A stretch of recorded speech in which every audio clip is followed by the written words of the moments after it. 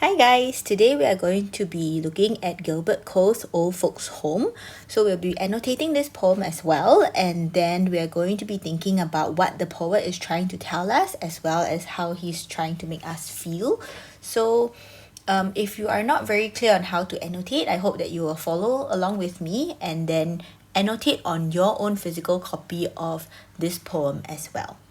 So before we start off, let's read the poem first. I think that every time you approach a poem, you should always be reading it first because poems are meant to be read. You should hear the sounds of it. You should hear sort of like the tones of it as well. You should start noticing things like words that speak to you as you read the poem also.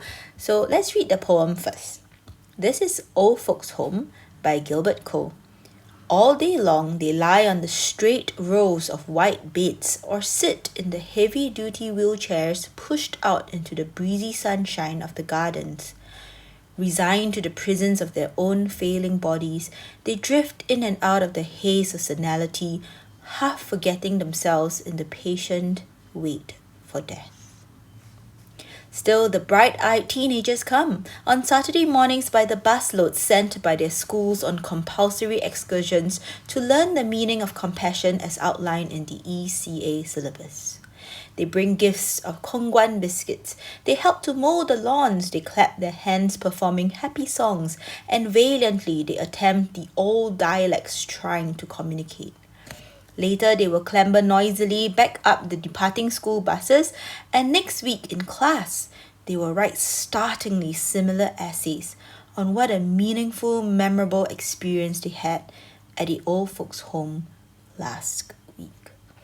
So after reading the poem, I think you want to think about what are some words that stand out to you. What are some words that perhaps maybe they're starting to make you feel something already, and you sort of can guess what the poet is trying to talk about. Poets write poems because they want to tell you about an issue in society. Maybe you are starting to be able to sort of guess what kind of issue the poet wants to talk to you about today.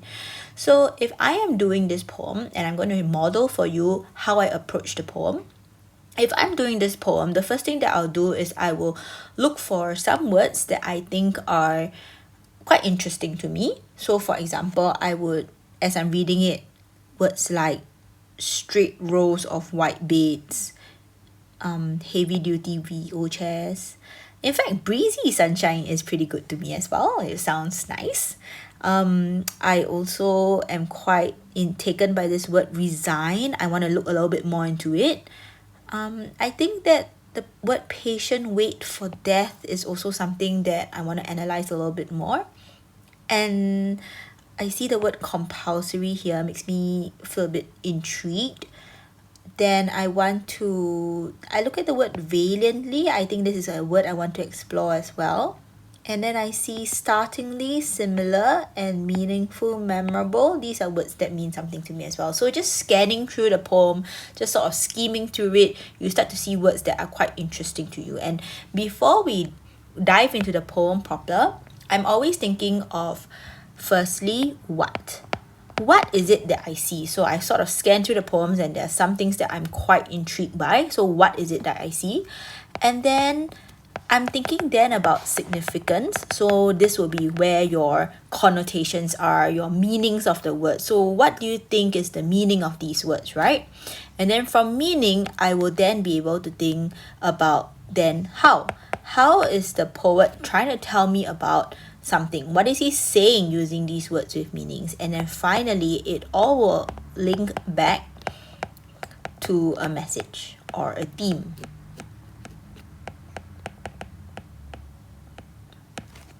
Okay, so I'll be keeping this frame in mind because I just want to sort of like think about things as I'm going through. So let's dive into the annotation of Old Folks Home by Gilbert Cole now. So in the first line, it says over here, all day long. And immediately that speaks to me because all day long is just all day long. There's no end to it. It feels as if it's never ending. So whatever is happening makes me feel like it is all day long. And before I move on, my attention is then drawn back to the title, right? So the title over here, it says a home, old folks home. And the moment I see a title, I always think about, okay, what do I think about old folks? What do I think about home? What do I think about old folks' home? So maybe you want to think about it for yourself. What are some things that you think about for old folks? What are your impressions of them? What are your stereotypes of them?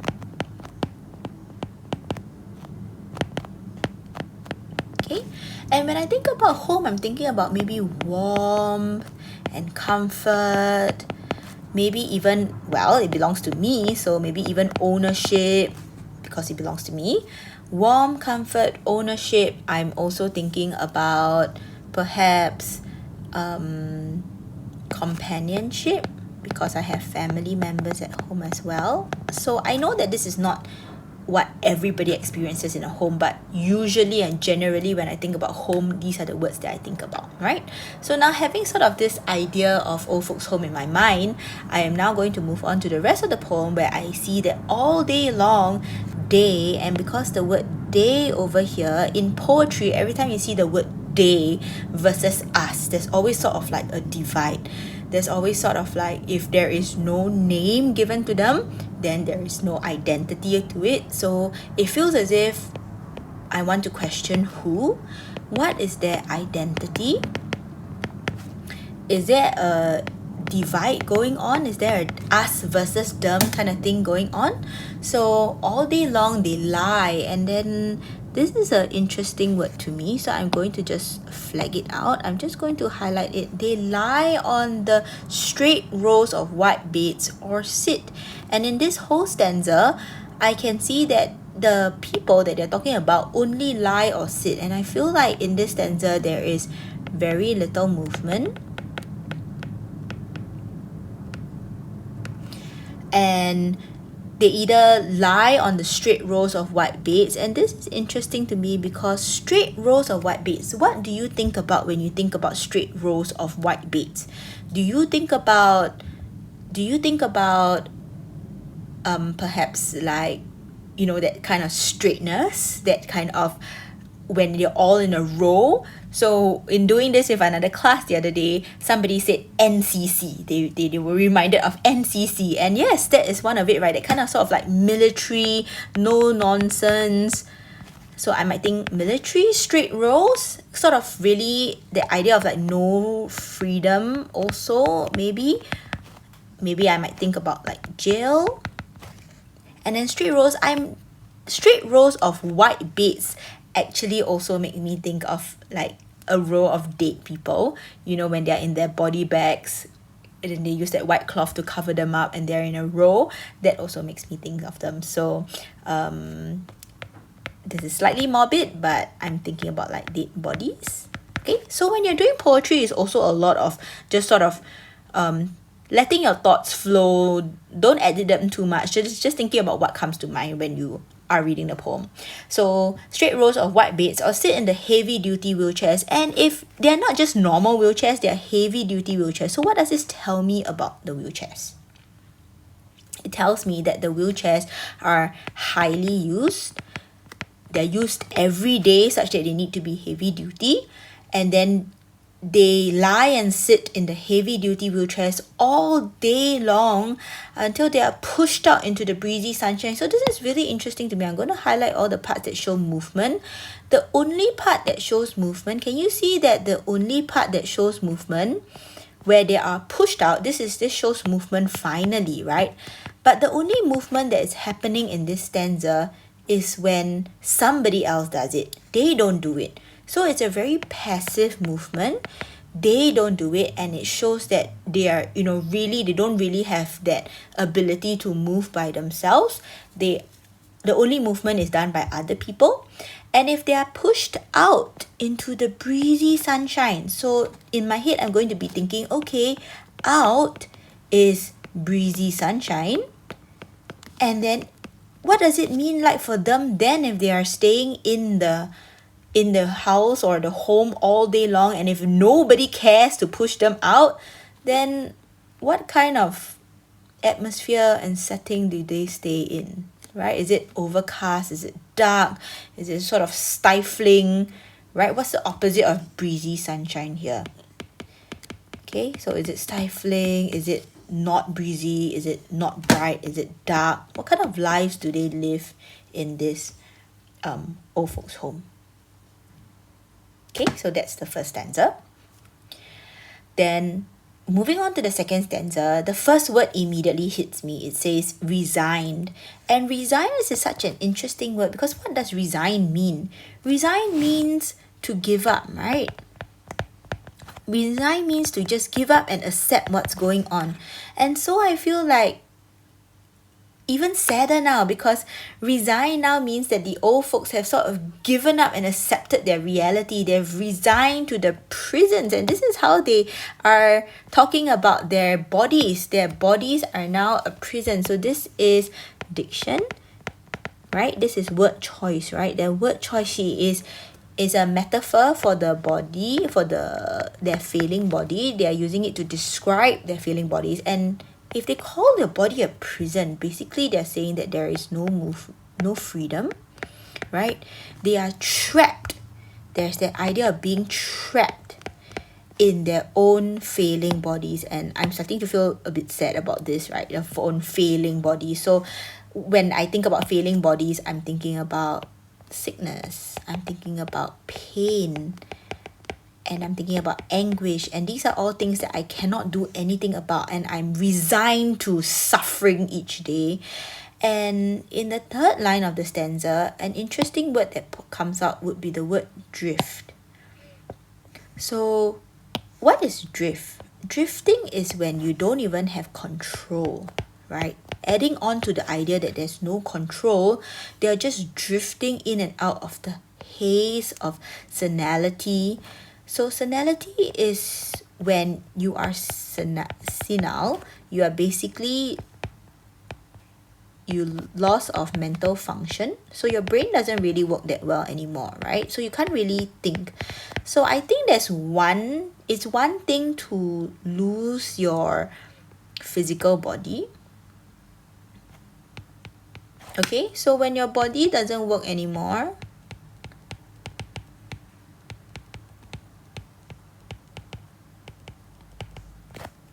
and your brain doesn't work anymore. Okay, this doesn't look like a brain, but yeah, brain. Okay, and your brain doesn't work anymore, then how do you feel about these old folks then? You know, when it's one thing to lose your physical sense, but it's another thing altogether to lose your mental acuity and your mental strength. So how do you feel towards this old folks now? How is Gilbert Cole trying to make you feel about this? And they drift in and out with no control of the haze of senility, half forgetting themselves in the patient wait for death. So when I say that they are half forgetting themselves, what makes a person? Let's think about it for a moment. A person is made up of your physical strength, is made up of your physical strength, is made up of your mental strength, and this creates that sense of identity, right? And so if you are starting to half forget yourself and all, you really lose that sense and purpose of living. And at the end of the day, what they have is just a patient wait for death. And this really strikes me, because they are not even scared of death. They are just waiting for death. And to patiently wait for death, the idea of waiting always comes with the idea of excitement for me. I don't know about you, but waiting is usually quite exciting for me. Like, for example, when I'm at home, I always wait for like the Grab delivery driver to come. And when the delivery man comes, I am so excited because my food's here, right? I look forward and I wait. And then there is waiting for, say, a vacation, or there is waiting for all these things that, you know, there is something to look forward to. And at this point of time, their greatest excitement, perhaps, the only thing that they're looking forward to for these people is just the patient wait for death. And this patient here reminds me of the word resign, right? And it just really makes me sympathize with the old folks even more. Okay, so that is the first two stanzas. I'm going to move on to the third stanza, but we will take a 10-second pause here just to sort of help you to see what you have written so far and take in the ideas of what the first two stanzas have been telling you.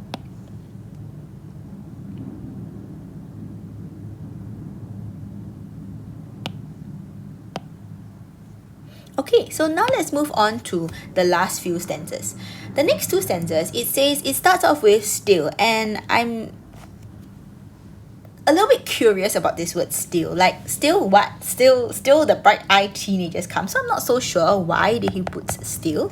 So is it because like they don't seem to really bother about the problem, like there's a problem here, but still the bright-eyed teenagers come? But I'm not sure, so I'm just gonna continue on because since I'm not sure about it. So still the bright-eyed teenagers comes, and I like this. The teenagers are so bright-eyed. This is really nice. So I like it that they say it's bright-eyed. Let's choose a nice bright-eyed colour. Okay, so it's a bright-eyed teenagers come on Saturday mornings. Wow, these teenagers are really nice. They come on Saturday mornings, and Saturday is usually like a day of leisure, right? On Saturday morning, by the busloads, and it's not just like one kid coming, it is by the busloads. Okay, so that's many of them, and I like to annotate when there are many people. I like to draw like many people along. Okay, by the busloads. But then after that, I see over here that they are sent by their schools. They are sent by their schools on compulsory excursions. And suddenly this becomes a little less meaningful for me, right? Because they are sent by their schools. And I'm thinking now about agency. I'm thinking now about people who volunteer. I'm thinking now about choice, the idea of choice, right? So in the first stanza, we see that these people here, they have very little movement because they have no choice. And in this over here, in the third stanza, they have the choice to do things.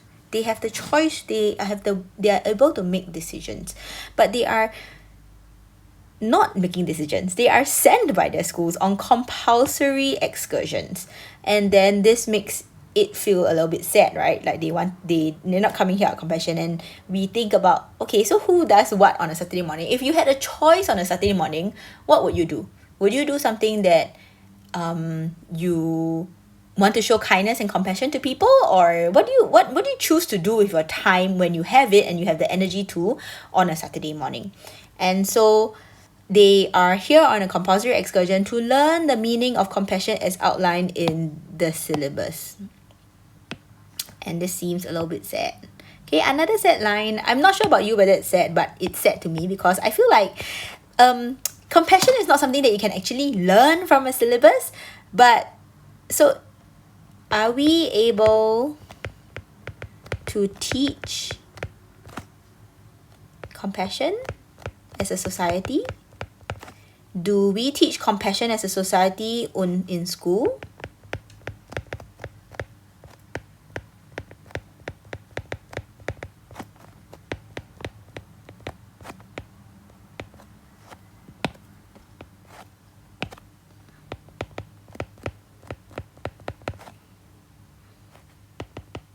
How else do we learn to be a kind and compassionate society? Right? So at this time over here, I will sort of ask you to pause and maybe just think about what have you experienced in school that has been for you to learn about kindness and compassion, all that. Do you think they have been effective? Have all the things that you have learned in school, have they been effective? So I think for some people they have been effective and some people not. But so how come it has been effective for some people and how come it has not been effective for some people? So what's the effectiveness of teaching such things in school? Okay, then these students over here, so cute, they bring gifts of Kongguan biscuits. So I'm seeing things over here like they bring gifts, they help to mow the lawns, they clap their hands, and they try to communicate. And what are all these things? These 4 words over here are verbs. And they are repetitive verbs. So in this poem, they are repeated. And what are verbs? Verbs are action words. And why are these important? Because if it's an action word and it's repeated so many times, it basically means that there's a lot of action. And this is in contrast to the first 2 stanzas that we see. These teenagers are the direct opposite of the old folks, right? They have a lot of action, they have lots of movement, and they basically can do many things. So these people are definitely not old folks, right? They bring, help, clap, and then try to communicate. So they do very helpful things. These kids are so nice. So give yourself some credit, right? They mow the lawns. They clap their hands, they perform for the people, and then they attempt the old dialects trying to communicate. Yeah, but they attempt means that they are not successful, right? There is always this idea of a gap and a divide. So other than the communication gap between teenagers and the old folks, what are the other gaps and divides that we see?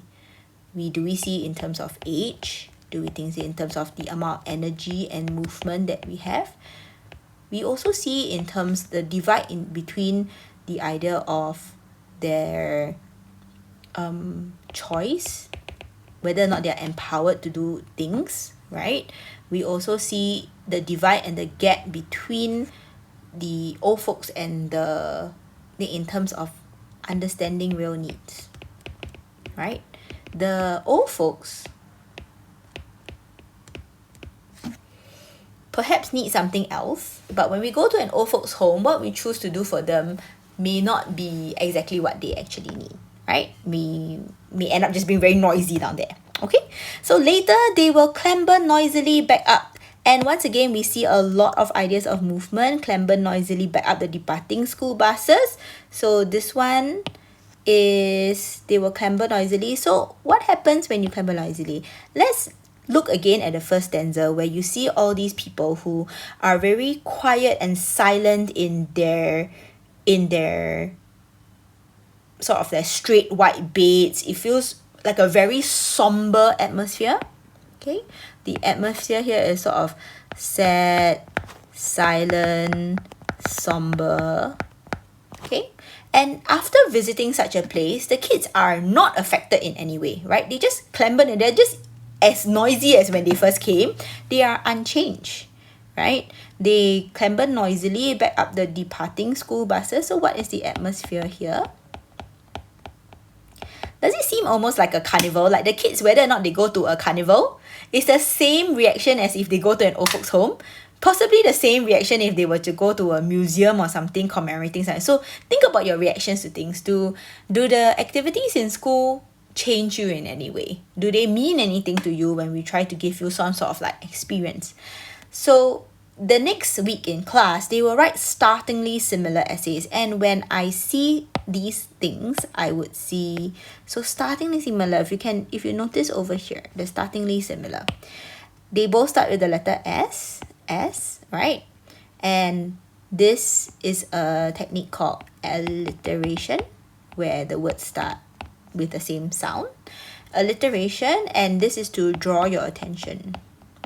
And it draws your attention because why does the poet want you to look at the phrase startlingly similar essays? They will go to class and reflect. And when your reflection is startlingly similar,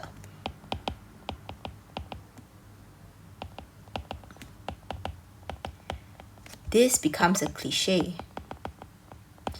And if your reflection is a cliche, you have been taught. Your thoughts have been taught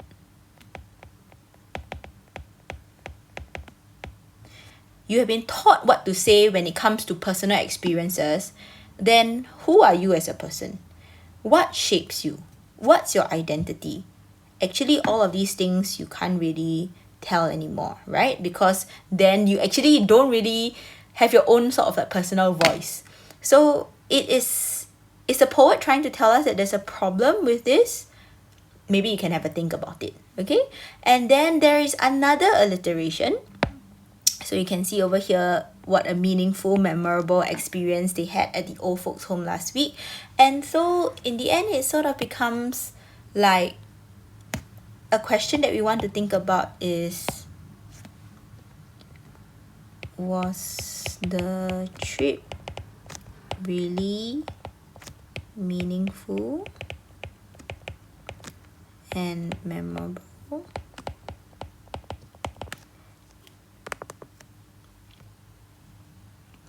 What makes a meaningful and memorable